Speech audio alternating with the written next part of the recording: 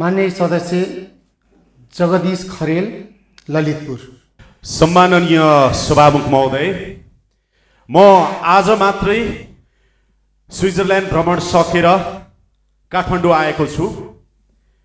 स्विजरल्यान्डमा saint ग्यालेन सिम्पोजियममा म स्पिकरको रूपमा र प्यानलिस्टको रूपमा गएको थिएँ र जसको पूर्व जानकारी सम्माननीय सभामुखज्यूलाई लिखित रूपमा दिएर र मेरो पार्टीका श्रद्धेय सभापति रवि लामिछानेज्यूलाई लिखित रूपमा जानकारी गराएर र परराष्ट्र मन्त्रीज्यूलाई पनि जानकारी गराएर म गएको थिएँ र म गएको भोलिपल्ट नै वैशाख 23 गते सम्माननीय सभामुख महोदय एउटा राजधानी दैनिक नामक पत्रिकाले पूर्व सञ्चार मन्त्री स्विजरल्यान्ड सुटुक्क भागे अनुसन्धानको घेरामा पर्ने डरले भनेर समाचार लेखेको रहेछ।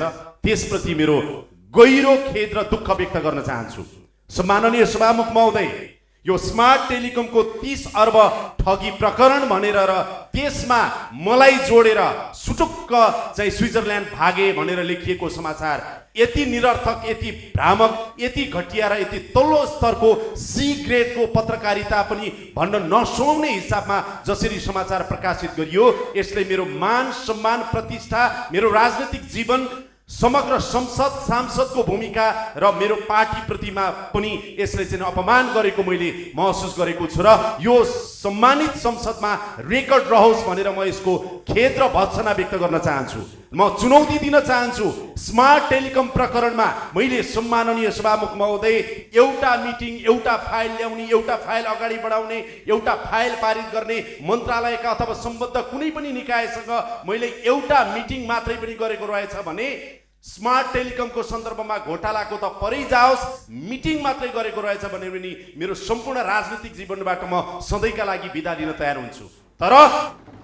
तर प्रचार र झुटो चाहिँ एउटा लान्छना लगाउने हिसाबमा सस्तो र सी ग्रेडको पत्रकारिता, डी ग्रेडको पत्रकारिता गर्ने नाममा कसैको व्यक्तिगत स्वाभिमानमाथि कसैले यसरी चुनौती दिन्छ भने आज सम्मानित सदन मार्फत म त्यो पत्रिकाका चाहिँ ओनरहरू, त्यसका सम्पादक र जो सम्बद्ध छन् उनीहरूलाई खुला रूपमा चुनौती दिन चाहन्छु कि यो प्रमाणित गर्न सक्दैनौ भने पत्रकारिताको जीवनबाट तिम्रो पत्रिका बन्द गर्न सक्ने तिमीसँग हिम्मत छ?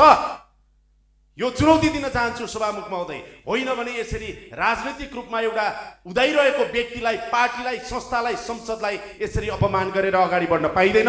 म यो अनुरोध गर्न चाहन्छु र सम्पूर्ण मेरा शुभचिन्तकहरूलाई यो भ्रममा नपर्नको लागि पनि म अनुरोध गर्न चाहन्छु। र अन्त्यमा के भन्न चाहन्छु भनेदेखि यहाँ सञ्चार मन्त्री हुनुहुन्छ भने म सम्माननीय सभामुखज्यू मार्फत आग्रह गर्न चाहन्छु, कृपया प्रेस काउन्सिललाई सशक्त बनाउनुहोस्, अहिले नै सशक्त बनाउनुहोस्। प्रेस काउन्सिललाई त्यो आग्रह गर्न चाहन्छु। त्यस्तै गरेर गृहमन्त्रीलाई र सम्माननीय